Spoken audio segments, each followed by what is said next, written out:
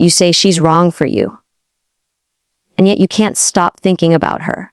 You know she's not who you'd build a life with. She's not soft with your heart, not reliable with your needs. But still you wait. You wait for the text. You wait for her to change. You wait for that one rare moment when she turns toward you, and in that moment, everything inside you says this is it. Not because she has become someone new, but because that flicker of connection feeds something ancient inside you. Something hungry, something hopeful, something that never got fed the first time. What you call chemistry, I call recognition. The body remembers before the mind understands. When you meet someone who stirs up your longing, who pulls you toward the edge of yourself, it doesn't always mean love. It might mean that some part of you has located the shape of a wound it knows too well. Her distance mirrors someone else's. Her hot and cold affection feels like something you once worked to earn. That ache in your chest, the one you confuse for passion, it may not be desire. It may be the ache of emotional survival. You chase her because you think she will complete the story. But what if she is the loop? The repetition, the echo of unfinished business dressed up as fate. We like to think we choose who we love, but often we are chosen not by the person in front of us, but by the patterns behind us. The nervous system does not crave what is safe. It craves what is familiar. And if love was once inconsistent, then inconsistency feels like home. She keeps you guessing. That guessing becomes your proof that something might be real. You don't feel alive in the connection. You feel alive in the tension, in the unpredictability, in the hope that next time she won't pull away, and the more uncertain it becomes, the more you believe it matters. That's not intimacy. That's your attachment wound whispering, try harder. Earn it this time, maybe this time it will work. The chase isn't about her. It's about the fear of being dismissed, the fear of being invisible. If she could just finally see you, finally choose you, then maybe you could stop questioning your worth. This is why it feels like obsession, because it's not about today. It's about a younger version of you, waiting at the threshold of someone else's love, wondering what you need to do to be enough. And that brings us here into the territory of trauma and attraction, where the past masquerades as romance. Most people don't realize that we fall in love not with something new, but with something old that feels unresolved. You don't want just love. You want redemption. You want the impossible to reverse the roles, to win what you never received, to finally hold what once slipped through your fingers. So you pick someone who embodies the old dynamic, not because you want pain, but because pain is the only path you've known to reach love. This is how trauma hooks into attraction, by dressing up your emotional history in a new face. You chase her not just because of who she is, but because of who she reminds you of. Maybe she's emotionally unavailable like a parent who was too preoccupied. Maybe she withholds affection like the person who taught you that your needs were too much. Maybe she offers just enough to keep you hopeful, the same way someone once gave you crumbs and called it connection, and you, in your tenderness, turned those crumbs into a feast. You learned how to make do, how to chase, how to survive love that required you to abandon parts of yourself just to stay close. But love that hurts in ways you already know is not love. It's reenactment. It is not the path forward. It is the circle. And the more you invest in trying to make her stay, the further you move from yourself. You become the child again, performing, pleasing, hoping, and yet you call it passion. You say, I can't help how I feel. But the truth is, the feeling is not the problem. It's the interpretation, the meaning you've assigned to the ache. The belief that healing can come from the very place where you were once harmed. You see, she doesn't meet your emotional needs. And still, you stay. You analyze every word she says, every shift in tone, every moment of silence like it's a code you're supposed to crack. You oscillate between hope and despair. Between, maybe she's just scared. And why do I always feel so anxious with her? And underneath that seesaw is a deep biological truth. Attachment, once insecure, becomes a map we don't even realize we're following. This is the painful paradox of anxious attachment. You long for closeness, and yet you attach to the very people who withhold it. It's not because you're broken. It's because somewhere in your early relational experiences, love became conditional. You learned to monitor, to adapt, to perform. Maybe love came with strings. Maybe affection was inconsistent, warm one moment, withdrawn the next. So now, as an adult, When she pulls away, it doesn't just hurt.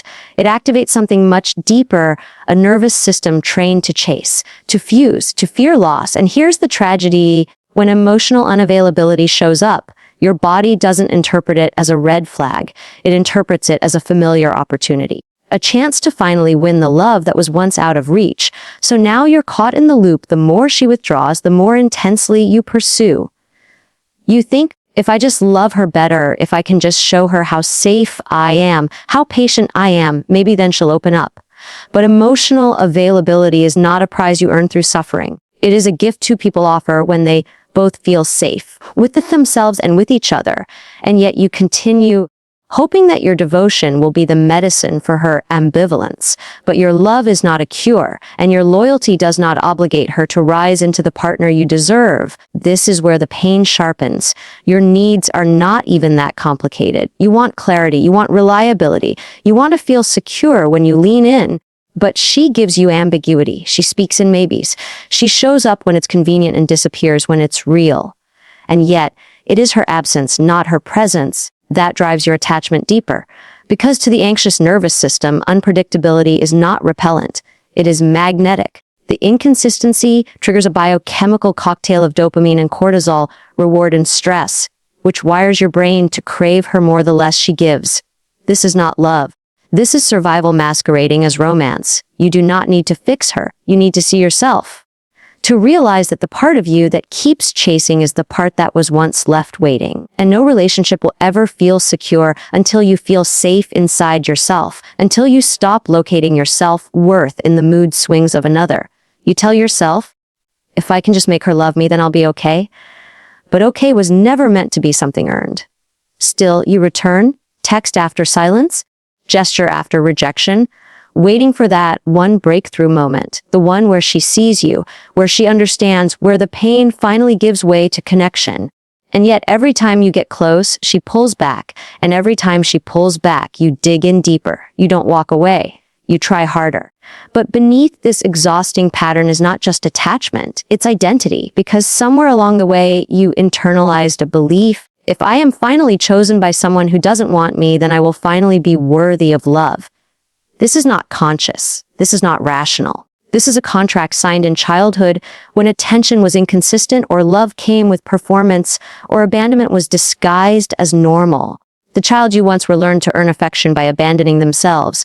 And now, as an adult, you confuse devotion with worth. You believe that if you suffer long enough, prove your loyalty well enough, tolerate the coldness and the chaos, then maybe she'll give you the thing you should never have had to beg for. This is the heartbreak of emotional neglect. You stop trusting your needs. You start believing that love is supposed to hurt a little, that the tension means it matters. That walking on eggshells is just what happens when you care too much. So when you meet someone who reflects that pattern, someone who is unpredictable, distant, or emotionally walled off, you feel alive, not because it's good, but because it's known. The ache feels strangely intimate, like the rhythm of a lullaby you forgot you knew. But this is not the love you long for. This is the reenactment of an old injury, one that says, if I can win love from the unwilling, then I will finally silence the shame of not being enough. You make her behavior your report card. If she texts, you breathe. If she disappears, you spiral. Your self-worth becomes a hostage to her emotional availability. And the tragedy is this: the more you lose yourself in the pursuit of her love, the more convinced you become that she is your only way back to yourself. This isn't romance. This is regression. And yet it's so easy to justify. You call it passion. You say, we just have something unfinished. Or, I see the good in her. But I want to ask you this: when you see the good in her, is it because you truly see her, or because you see your fantasy of who she could be if only she stopped hurting you? The pain is not because you're too much. It's because your heart keeps knocking on doors that were never meant to open. And that knocking, relentless, hopeful, desperate, is not for her. It is for the parts of yourself still waiting to be chosen. So the next time you feel yourself slipping into the pattern, I want you to pause. Not to fight the feeling, but to ask, is this love? Or is this the hope that if I can finally make her stay, I can finally stop feeling abandoned. There comes a point in the chase where you are no longer even sure if you love her or if you simply cannot bear the thought of her not loving you. The pursuit morphs. What began as affection becomes strategy. You rehearse your texts. You replay the last conversation. You study her silences like they hold sacred meaning.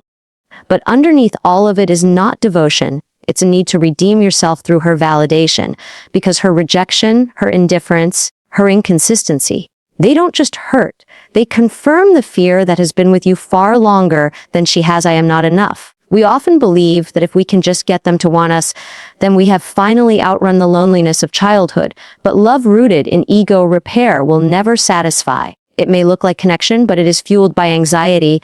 It is not about sharing love. It is about securing value. And this kind of attachment turns intimacy into achievement. You don't feel safe with her. You feel valuable because of her. And the cruelest part, the more she withholds, the more significant she becomes.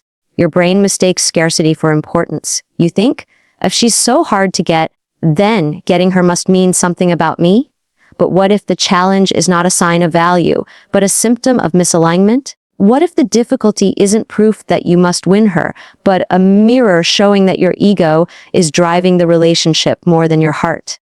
The problem is that we live in a culture that glorifies conquest, not emotional maturity. We're told that persistence is romantic, that if you keep trying, eventually love will happen. But what happens when persistence turns into self-abandonment? When your effort becomes a way to numb the truth that this person does not want to meet you where you are. Then the chase becomes a form of self-harm, a ritual of proving and proving and proving, hoping that this time the story will end differently. But the ego doesn't want healing. It wants victory. It wants to say, I made her stay. I made her choose me. I fixed what was broken. Yet no relationship can hold that kind of burden. Because it's no longer about love. It's about your old wounds trying to find their resolution in someone else's approval. So I will ask you now, not as a therapist, but as a mirror. Do you want connection or do you want to win?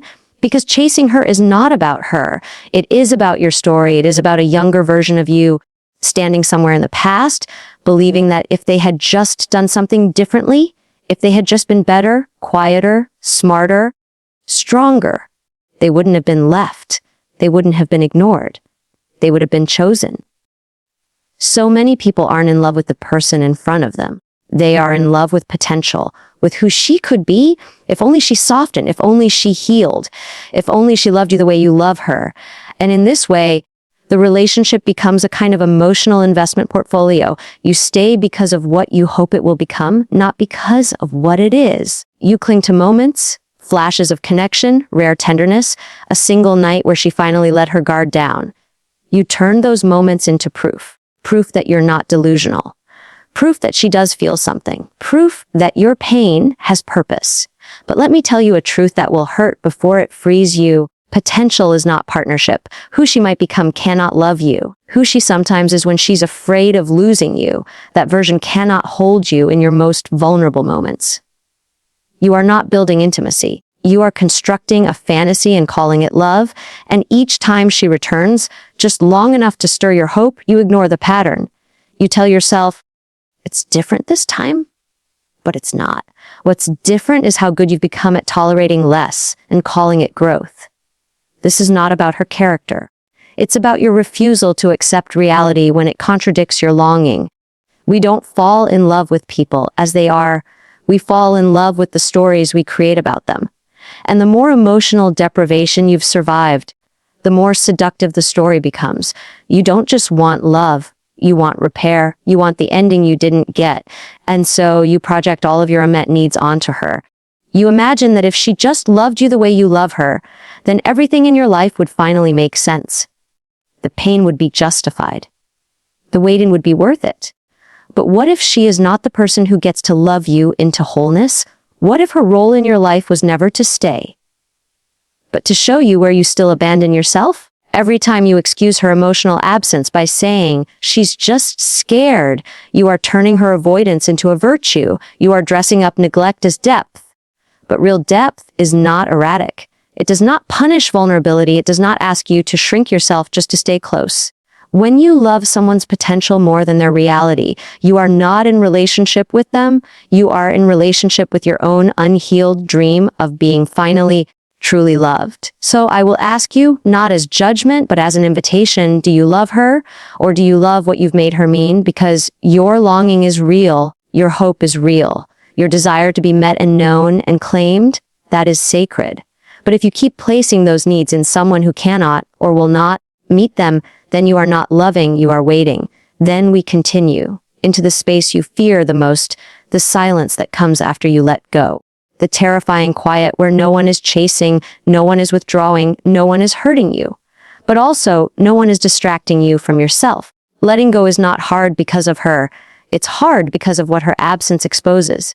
You've built a life, even an identity, around managing the tension of loving someone who keeps you uncertain, and beneath that uncertainty is something even more unbearable, emptiness, a kind of hollow ache that emerges when the emotional chaos disappears, and you're left with nothing but your own unmet needs echoing inside your chest. That is the grief we rarely talk about, not just grieving her, but grieving the part of you that believed she would be the one to make it all finally feel safe. Because here is the truth that many don't want to hear. Some people don't hold on because of love. They hold on because it gives them a reason to not be alone. The relationship becomes the noise that covers the void. As long as you're caught in her confusion, you don't have to face your own. As long as you're managing the drama, you don't have to confront the deeper question, who am I without this struggle? Who am I when I stop fixing, chasing, explaining, proving? This is the moment where many retreat, not back into her arms, but into the fantasy of what could have been. They call it nostalgia. They say, we just had something real. But what if what you had was not real connection, but real distraction? What if your bond was not based on mutual safety, but on mutual avoidance? Her avoiding vulnerability and you avoiding loneliness? We like to think that healing is about letting go of the person, but sometimes it's about letting go of the role. You've spent so long being the one who waits, who hopes, who believes in her potential, because that role gave you a sense of control. You didn't have to face the deeper fear that love, when it finally arrives in a healthy form, might feel boring, or worse, unfamiliar.